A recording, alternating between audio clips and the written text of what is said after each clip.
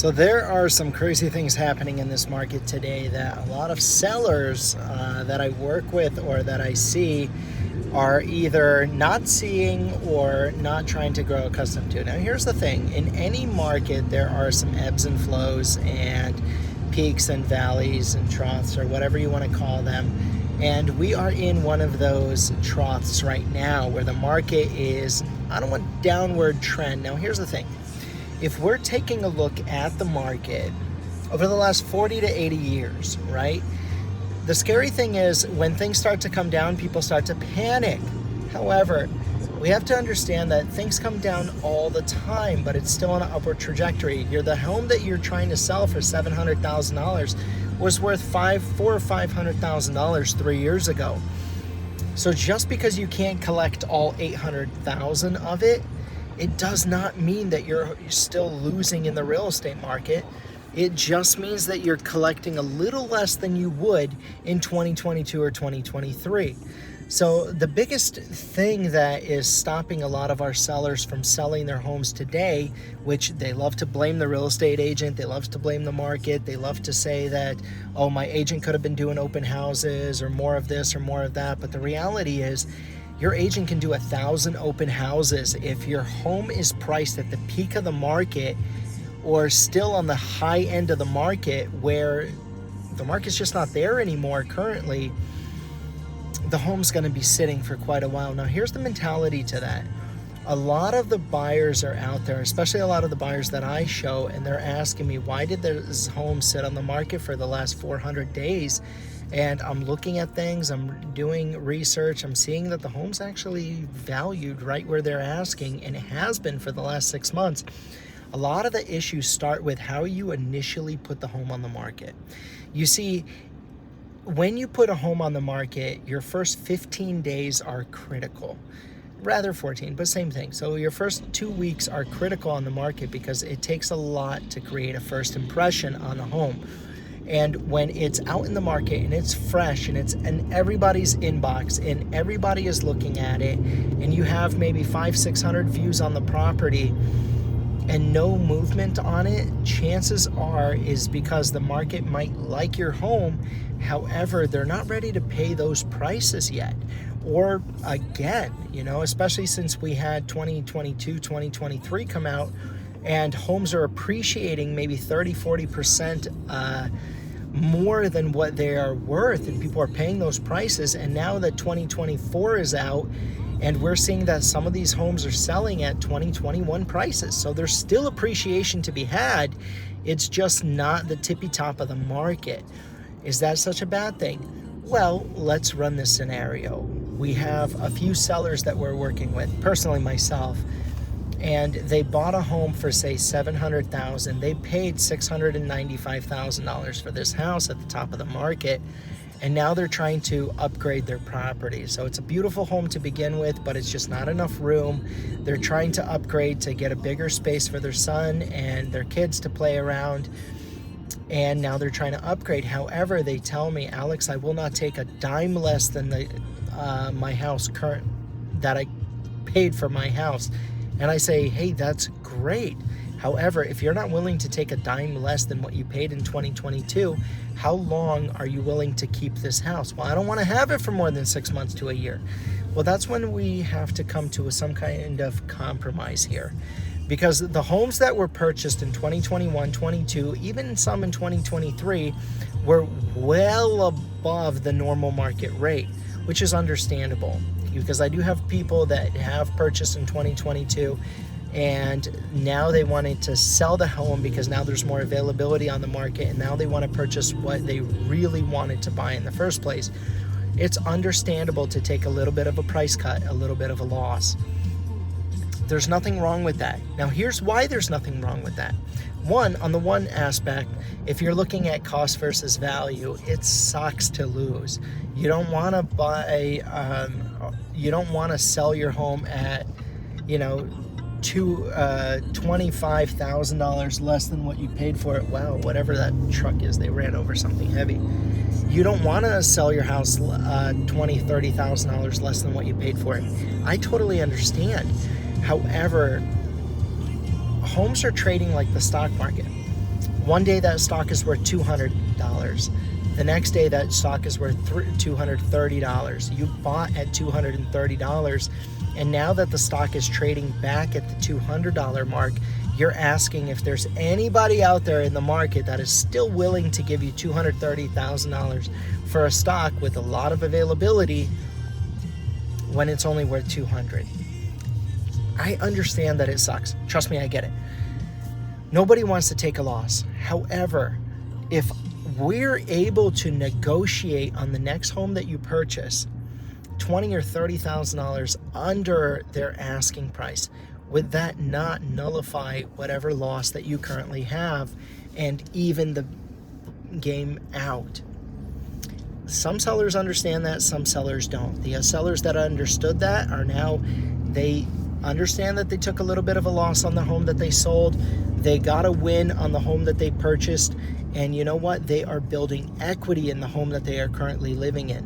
The sellers that feel like they're taking a loss, oh boy, the sellers that feel like they're taking a loss and don't want to take anything less than what they paid for the home are sitting on the home that they purchased at the highest part of the market at the peak, and now might have to wait 3, 5, 8 years until that market levels out again for them to regain the same amount that they paid for it.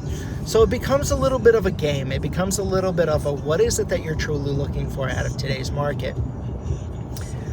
We could still sell the homes at the highest price that somebody is willing to pay for it. Trust me, I will always be able to deliver on that. The only thing that nobody, not a single realtor out there, not a single economist, not a single anybody can predict is what the exact number is that the home's going to sell for. Because honestly, I might be a real estate agent, but I don't put a price on the home. I put a listing price on the home, but I don't put the final value on the home. The seller does not put a final value on the home either. It's quite literally the buyers that determine the value of the home that they are buying. The home might appraise for $800,000. I've had a house that appraised for $1.9 million. And as gorgeous as this home was, and still is, the highest price buyer that was able to come to the market was only at $1.525 million. $1,525,000, and that's because we negotiated it from 1.46. The thing is, it's one thing to have an appraised value on the home. It's another to find the highest price, the highest paying buyer for said house. So, the market is still running strong. People are still purchasing homes every single day. The only thing is, some sellers just have to understand that if you bought at the highest end of the market, it might take you 3, 5, 8 years before that price is resurfaced again. Now, here's the thing. If you are comfortable living in that house and you're comfortable with the monthly mortgage payment and you probably got in at 2 to 3%, and now you're just looking at it like, oh my goodness, I just don't want to pay these high prices for these homes anymore, or I'm paying, $800,000 on a home that's worth $725,000 tops, don't fret, seriously, because right now the monthly payment on a $550,000 house is probably more than your house at $800,000. If you can afford to stay in that house, keep it, hold on to it, let it ride until you're ready to sell. And if you do need to sell while the market is kind of somewhat lower, excuse me, if you do need to sell while the market is kind of lower, then you could still rely on us to find you the highest paying buyer in today's market. We do all professional photography, advertising, drone work. Most importantly is the paid advertising, because anybody can do professional photos and put it on the MLS. We all know that. That's why there's a stigma in real estate and a cliche term called the 3 Ps. Put a sign in the yard, put it on MLS, and pray to God that somebody else sells it. Anybody can hire a professional photographer. The one cool thing that makes Roe v. Homes different, if you've stuck with me this long, I know 9 minutes and 30 seconds is a very long video. We own our own advertising firm. It really helps with creating more traction and more exposure to the home than any other person out there, any other brokerage, which is really cool because our advertising firm focuses strictly on real estate. They focus strictly on who is the most capable buyer for your home, and we advertise to them directly. Every single week, we give our clients full analytical breakdowns of exactly what's going on with their house and what can be done different, better, or what we would need to scale down on. But that's an awesome part in its own.